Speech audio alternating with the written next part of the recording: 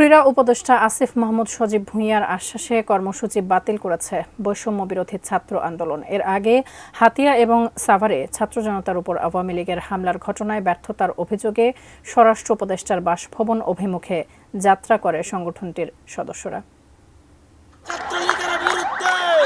হাতিয়া ও সাভারে ছাত্র জনতার ওপর আওয়ামী লীগের নেতাকর্মীর হামলার ঘটনায় বিক্ষোভ শুরু করেন বৈষম্য বিরোধী ছাত্র আন্দোলনের সদস্যরা। বৃহস্পতিবার মধ্যরাতে বাংলা মোটর থেকে মিছিল নিয়ে স্বরাষ্ট্র উপদেষ্টার বাসভবন অভিমুখে যাত্রা করেন তারা। পরে মিছিলটি মিন্টো রোডে প্রধান উপদেষ্টার বাসভবনের কাছাকাছি পৌঁছলে ব্যারিকেড দিয়ে শিক্ষার্থীদের আটকে দেয় পুলিশ। সেখানে অবস্থান নিয়ে স্লোগান দিতে থাকেন আন্দোলনকারীরা। শেখ হাসিনার ভাষণের প্রতিবাদে সাধারণ শিক্ষার্থীরা যখন মিছিল শুরু করে, ব্রেকফাস্ট, টিফিন কিংবা স্ন্যাক টাইমে মজাদার আয়োজন মানে অল টাইম ব্রেড। যখন সাবেক এমপির বাসভবনের সামনে দিয়ে যেতে থাকে, তখন তাদের উপর লেজার লাইট ব্যবহার করে তাদেরকে চিহ্নিত করে তাদের উপর গুলিবর্ষণ করা হয়। সাভার নয়, হাতিয়া নয়, শুধু এর মাঝে সীমাবদ্ধ থাকতে হবে না।